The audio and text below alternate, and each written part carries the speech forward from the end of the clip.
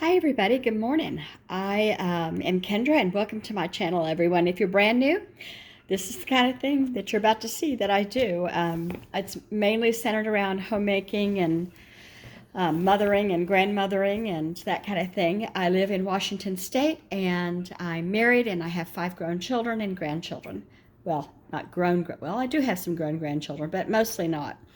Okay, enough of that. So but today I'm trying to do that, use it up or lose it kind of thing. And I noticed that I had this giant bag of walnuts. I have been working through the nuts in the freezers, but not fast enough. So I found a recipe for candied walnuts, which I thought sounded wonderful to go on the side with tonight's dinner. Tonight I'm making a grazing board because I am trying to make an easy peasy grab it and go meal while we're watching the game tonight.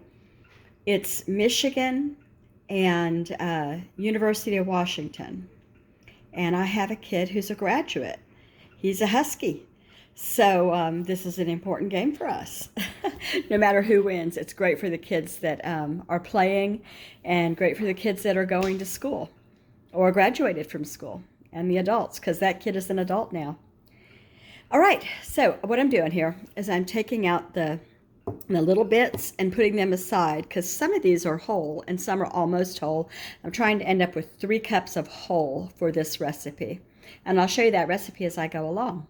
All right, I've got my 3 tablespoons of real butter.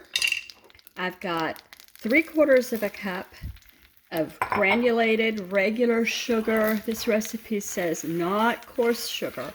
And 3 cups of walnut halves as best I could. I think I got them all too. Now I'm thinking I'm going to put a dash of cinnamon in these too because I just want them to be an extra something something, So do I have cinnamon right here? I have paprika. Don't make that mistake. Let me go see. I found the cinnamon. And I put my timer on 5 minutes because that's how long it says this is going to take.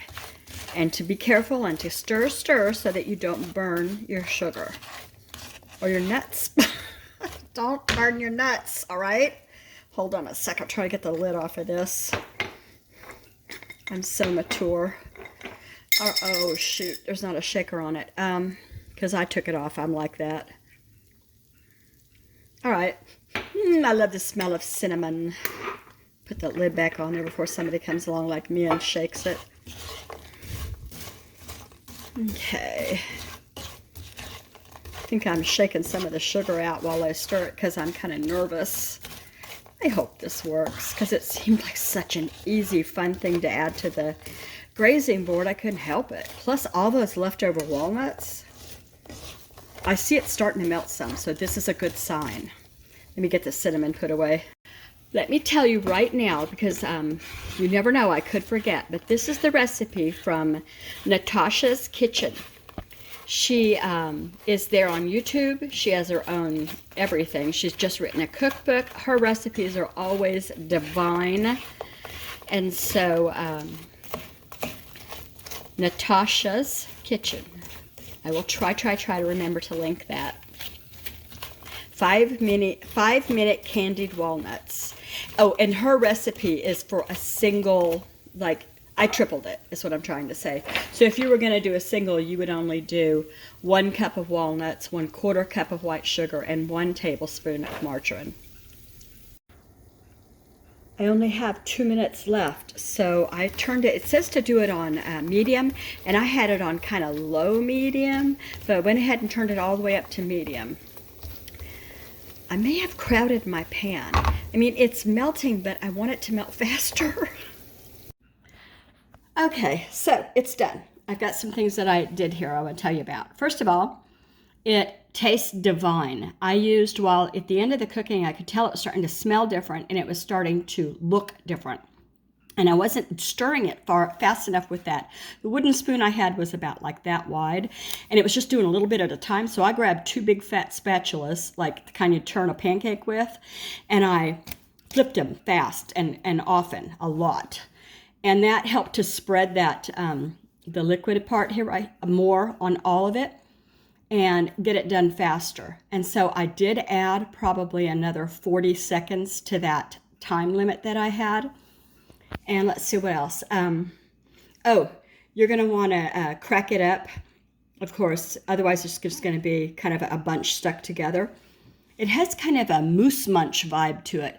Although Moose Munch is a more of a buttery vibe. And this has got that cinnamon, because I added cinnamon. It wasn't on the recipe. And let's see. Oh, you'll want to get it on a nonstick surface. Whether you use your silicone mat or you use parchment or you use nonstick foil, you're going to have to use something that's nonstick. And you're going to want to put your pan directly in the wash, in the sink with water in it, or you're going to be soaking that puppy for a while. Here's a tip on this, and I learned this on YouTube. I may be the last one to know, but you know, when you lay down a piece of parchment paper, it wants to fly off. It wants to flip around. It wants to roll up. It wants to do anything but lay like you put it. But if you take that piece that fits your pan and you wad it into a ball, like you're going to throw it away, a good tight ball, it makes all of these wrinkles on it that stay, and your parchment will lay where you put it. And I think for this kind of a recipe, that's a great idea because it has those hills and valleys that help air to circulate a little bit better as it dries. I don't know if that's a fact for true, but that's what it seems like to me. So let's see what else. I think I said crack it up because it's going to be all stuck together. Put it in a dish, and it's not going to be hanging around probably for long, but I don't think you can leave this out in the air. I think that it'd get sticky fast. I didn't read that on the recipe. I just know from like having peanut brittle and stuff like that out that has happened. Okay, I don't know, but I don't have any suggestions. Do you have suggestions? If your family doesn't finish this, what are you going to do with it? I guess put it in a covered container in the refrigerator, maybe. Okay, so I guess now I need to start chopping up vegetables for this grazing board and actually grab the grazing board that I've been using to store my glass jars on. What else? I think that's it for now. I hope you try this recipe. It's so simple. If you have a glut of baking nuts, the recipe says, and I figured too, it has to be true, you could also, if you have a glut of pecans, do the same thing. I know walnuts have that whole heart healthy thing going on, but pecans are delicious too. So there you have that.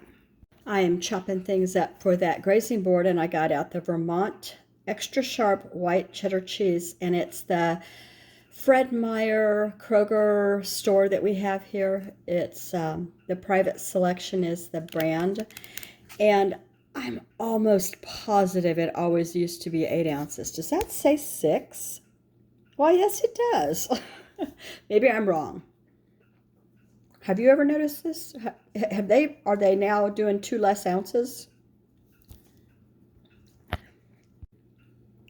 Okay, everything is almost ready, and the game is going to come on in about 10 minutes. And so I've got a list here of things that I'm going to put on the grazing board, but I'm set to do that until about 5 or 5:30, and it's only 4:30 here, so too early.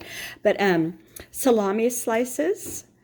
These are things I had in the fridge. Didn't have to buy any of this, just scrounged around and found enough to do this. Except I did make those candied walnuts. So the grazing board will have salami slices, sliced boiled egg. I found 2 boiled eggs. And I'm just going to put them in slices. We've got garlic hummus, has never been opened. Wheat thins had never been opened. Pita chips had never been opened. Ritz crackers had never been opened. Red grapes, which we had in the fridge, dried apricots, which we had in the pantry, sliced green apples. We had 2 green apples, and I sliced them up, put them in some lemon water, and they're ready to put on the board. We had cherry tomatoes in the fridge, garlic olives, bell peppers, pea pods. We had mini eclairs left from like New Year's, just they're the store-bought kind. They're about that big, and there's vanilla inside and chocolate on the outside, I think. Then I've got the candied walnuts, and I am going to take the dark chocolate Hershey bars that are left, unwrap them, and throw them on there as imposters. Dark chocolate. It's probably not the best dark chocolate you can get, or the fanciest. but we're happy with it. I'll show you a picture of it after I get it loaded, but here's this is all stuff I had. I'm so proud. That's it. And the game starts, like I said, pretty soon. We're playing Michigan. University of Washington is playing, I don't know what Michigan's college is named. Maybe it's the University of Michigan. I don't know. I'll find out. Hey there. Here we go. I'm trying to make it so you can see it all. So start down here, and we've got, it's ready. The dogs are losing. The dogs are losing to the Wolverines. So first I have on the grazing board, pepper jack, wheat thins, pita chips, Ritz crackers, garlic hummus, white cheddar, white sharp cheddar, cut salami, sliced eggs. In the fruit, we've got grapes and apples. And I thought I had snap peas, but the snap peas had gone to the dark side. I told you I'm using just what's in my fridge for this time. So we have cherry tomatoes and we have bell peppers, and they like to dip that in hummus. Okay, and then over here on the sweet side, we've got what started it all, the candied almonds, and I've got more. I just was going to put a little out. These are eclairs. They're just what's left from the box. What's left of the, oh my, macarons.